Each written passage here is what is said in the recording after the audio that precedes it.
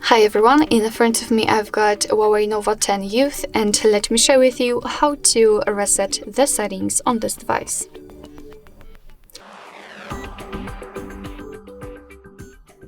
So first of all, let's enter the settings themselves and then scroll down to the very bottom to find System and Updates. Now let's tap on Reset. And as you can see at the top, we've got the option Reset All Settings.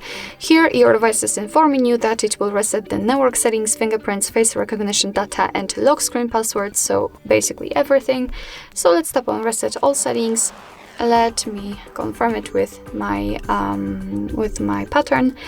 And here we've got also the information that sometimes during this operation, the device may need to be restarted, so be aware about that, and this action cannot be undone.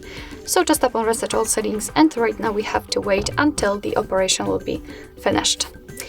Alright, so that'll be all. Thank you so much for watching. I hope that this video was helpful, and if it was, please hit the subscribe button and leave the thumbs up.